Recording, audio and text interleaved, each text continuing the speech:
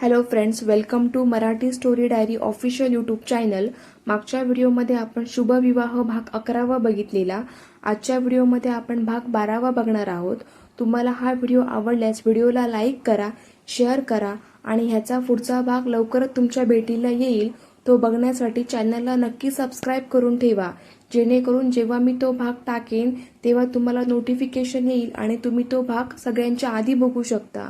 चला तर मग सुरुवात करूया। योगेश, मी त्या वकिलाला रिक्वेस्ट केली की मला या केसमधून सुखरूप बाहेर पडायला मदत करा। त्याने काही वेळ विचार करून मला मदत करायचे वचन दिले। मी पूर्णपणे त्या केसमध्ये अडकलो होतो आणि सुटायचा एकच मार्ग होता। त्याने मदत केली तरच मी सुटू शकणार होतो। त्याने मदत करतो म्हटल्यावर मला खूप रिलॅक्स वाटले। खूप टेन्शनमध्ये जगत होतो मी, पण त्यांच्यामुळे मला थोडे रिलॅक्स वाटले। विजया, पण मला एक कळत नाही, ती शनया आपल्या ऑफिसमध्ये रात्री गेलीच कशी? ऑफिसमध्ये कोणी सिक्युरिटी गार्ड नाही का? योगेशला तिच्या प्रश्नाचे आश्चर्य वाटते। तू दिसते तितकी भोळी नाही, इंटेलिजंट प्रश्न केला। ॲक्च्युली आपल्या ऑफिसमधल्या स्टाफला मी एक फॅसिलिटी दिली आहे।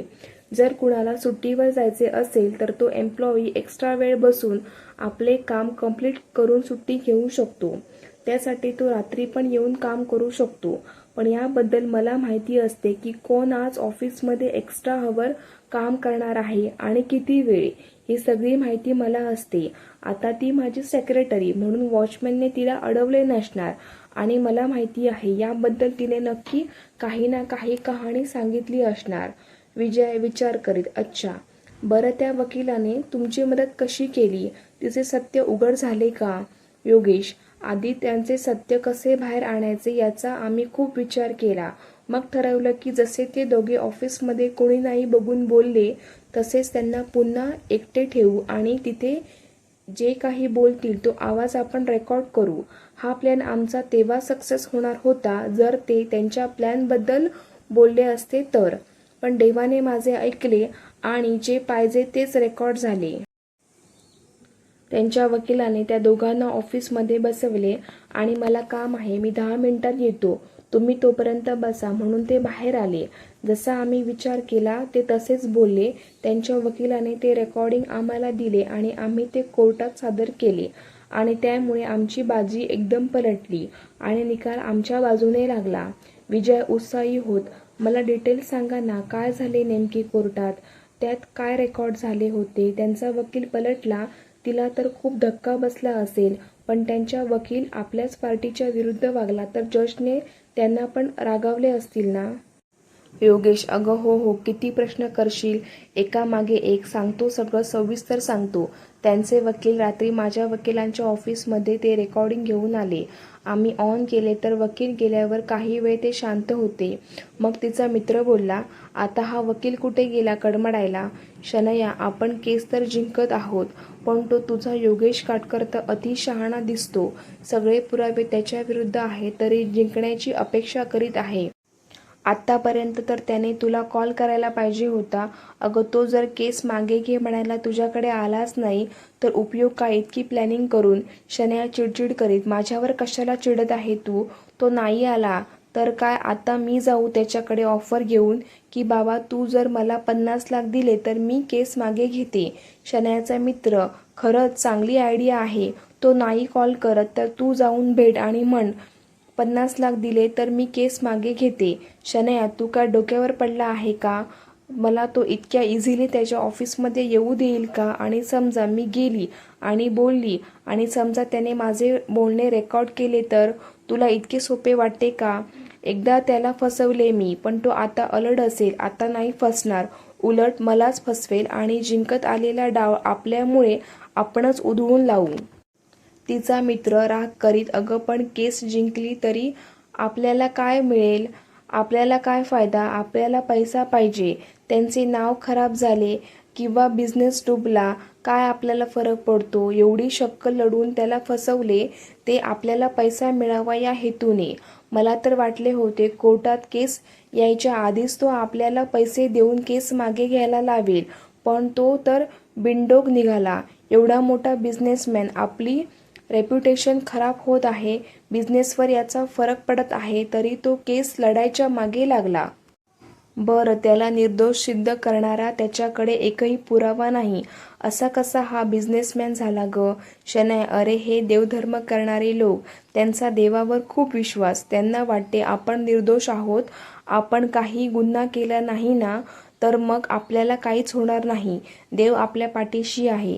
शनायाचा मित्र बिनडोक आहे साले. हे कलयुग आहे. इथे पुरावा असला म्हणजे गुन्हेगार, आणि मग त्याला सजा तर होणारच. त्यांचा देव येणार आहे का कोर्टात निर्दोष सिद्ध करायला? आणि दोघेही फिदी फिदी असतात.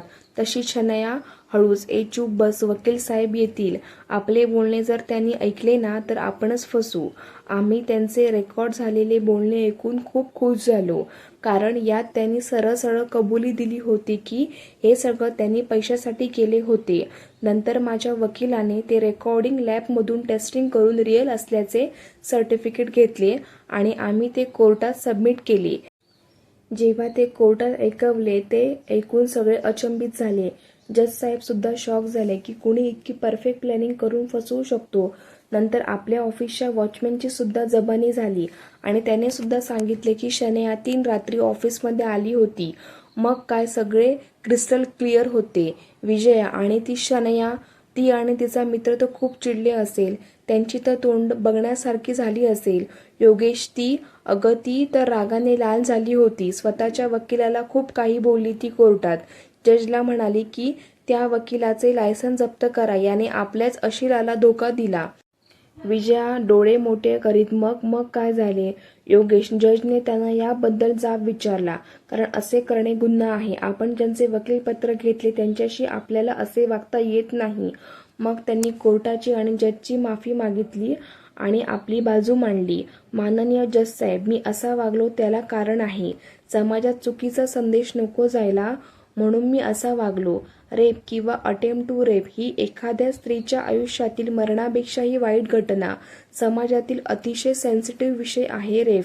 आणि एखाद्या मुलीने पैसा कमवण्यासाठी लोकांच्या मानसिकतेचा फायदा घ्यावा, आपल्यावर असा प्रसंग ओढवला म्हणून घेणारी ही मुलगी, हिला काय माहिती यातना? ही कुठून बिचारी अबला नारी दिसत आहे. जज साहेब, तुम्हीच सांगा, ज्या स्त्रीवर असा प्रसंग येतो तिची मानसिक अवस्था काय होते? कुठल्या दडपणाखाली ती वावरत असते? पोलिसात साधी तक्रार करायला सुद्धा तिला किती हिंमत एकवटावी लागते. आणि ही मुलगी त्या सगळ्या इमोशनचा बाजार मांडत आहे.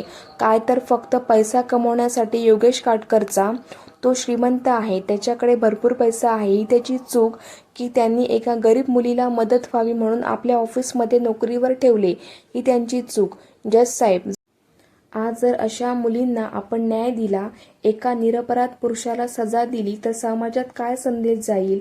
उद्या कुठल्याही व्यक्ती अडचणीत सापडलेल्या मुलीची मदत करायला घाबरेल. उदाहरणार्थ, एखादी खरोखरी रेप केस आली तर त्या स्त्रीकडे संशयाने बघितले जाईल की खरंच या स्त्रीवर रेप झाला की पैशासाठी ही खोटा आळ आणत आहे. प्रत्येक वेळी पुरुष चुकीचा नसतो. कधी कधी स्त्रिया सुद्धा त्यांच्या बाजूने असणाऱ्या कायद्याचा गैरवापर करतात. मला फक्त सत्य काय ते सगळ्यांसमोर आणायचे होते, कारण यांची प्लॅनिंग इतकी परफेक्ट होती की मिस्टर योगेश काटकर काहीही न करता गुन्हेगार सिद्ध होत होते आणि एका निरपराध व्यक्तीला सजा व्हावी हे मला पटत नव्हते, म्हणून मी असा वागलो. त्यांच्या प्रत्येक शब्दात अर्थ होता. ते जे म्हणत होते ते सगळ्यांना पटत होते. शेवटी त्यांना काही दंड भरायला सांगितला. शनाया आणि तिचा मित्राला फसवणुकीचा गुन्हा नोंद केला आणि मी निर्दोष मुक्त झालो. पण निर्दोष मुक्त होऊनही मला काही उपयोग नाही झाला. विजया गंभीर होत, काय झाले? योगेश उदासपणे, निकाल माझ्या बाजूने लागल्यामुळे मी खूप खुश होतो आणि त्या वकिलाने मला मदत केल्यामुळे मी निर्दोष सिद्ध झालो. म्हणून मी आधीच ठरवले होते की मी त्याला माझ्याकडून 2 लाख रुपये देईल. मी तसे आधीच पैसे बोलवून ठेवले होते. कोर्टरूम बाहेर येताच मी त्यांना पैशांची बॅग दिली. ते नाही म्हणत, पण मी जबरदस्तीने दिली. नेमके तेव्हाच कुणीतरी आमची फोटो काढली आणि मीडियाला विकली. आणि मीडियामध्ये सगळीकडे ही बातमी झळकली. मी न्याय विकत घेतला, त्यांचा वकील विकला गेला आणि म्हणून ही केस मी जिंकलो. माझ्या कंपनीचे कॉम्पिटिटर होते, त्यांनी हे सगळं केलं होतं आणि म्हणून मी जिंकूनही हारलो. पण लोक काय म्हणतात याने मला काहीच फरक नाही पडत. फरक पडतो तो माझ्या घरचे माझ्याबद्दल काय विचार करतात त्याने. आणि तिथेच मी हरलो. मला वाटले माझे आजोबा, त्यांच्या शिस्तीत मी वाढलो. आजपर्यंत त्यांचा एकही शब्द खाली पडू नाही दिला. ते माझ्यावर विश्वास करतील. माझे वडील मला चांगले ओळखतात, ते माझ्यावर विश्वास ठेवतील. पण मी चुकीचा गैरसमज बाळगत होतो. त्यांनी त्या न्यूजवर विश्वास ठेवला आणि तेही बोलले की मी न्याय विकत घेतला. विजय, अहो पण तुम्ही त्यांना समजावून सांगायला पाहिजे होतं ना. जे काही घडलं ते सगळं नीट सविस्तर समजून सांगायला पाहिजे होतं तुम्ही. त्यांना ह्या गोष्टी माहिती नसणार ना, म्हणून त्यांनी गैरसमज करून घेतला. योगेश, विजय, कुणाला समजावू मी? अगं, जो ऐकायला तयार असेल, समजून घ्यायला तयार असेल त्याला समजावू शकतो.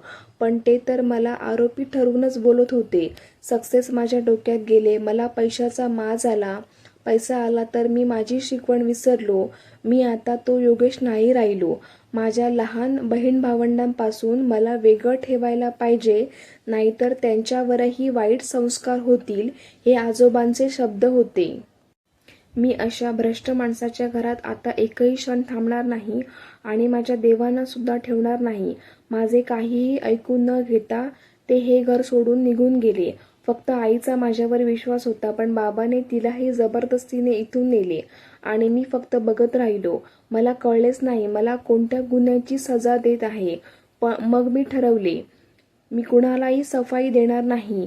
ज्यांना जे समजायचे ते समजा आणि मी मला हवा तसा वागू लागलो. का पाळू ते नियम, ते संस्कार? ज्यांना आपल्या संस्कारावर विश्वास नाही तर मग मी का पाळायचे? असे बोलून योगेशने आपले डोके विजयाच्या मांडीवर ठेवले. त्याच्या डोळ्यातून अश्रू ओघळत होते, जे विजयाची साडी भिजवत होते. तिला कळतच नव्हते की योगेशला कसे समजावू. तो खूप एकटा आहे हे तर तिला समजले आणि त्याच्या ओव्हर ड्रिंकचे कारण पण कळाले. काही दोष नसताना एक चांगला मुलगा असा व्यसनाच्या आहारी गेला. खरंच घरच्यांनी विश्वास ठेवून जर त्याच्या पाठीमागे भक्कम उभे राहिले असते तर ही परिस्थिती कदाचित वेगळी असती. कधी कधी चूक नसताना सुद्धा माणूस चुकीचा ठरविला जातो. पण जर आपल्या जवळच्या लोकांनी विश्वास ठेवला असता तर बाहेरच्यांनी पण विश्वास केला असता. घरच्याच लोकांनी दुरावल्यावर बाहेरच्यांना तर कारणच मिळाले आणि आहे त्या गोष्टीला मोठी करून पसरवायला सुद्धा.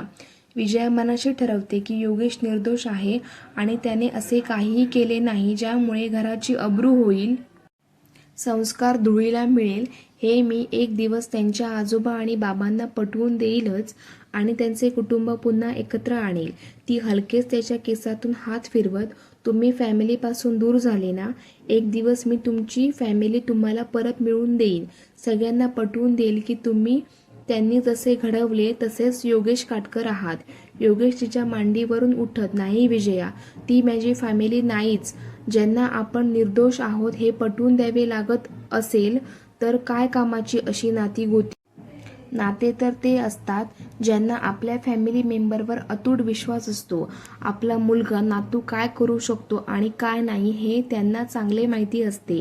त्यांना आपल्या संस्कारांवर विश्वास असतो आणि फॅमिलीतील कुठल्याही व्यक्तीवर आपत्ती किंवा काही प्रॉब्लेम आला तर त्याच्यासोबत भक्कम उभी असते, आधार बनते त्या व्यक्तीचा. त्याला फॅमिली म्हणतात.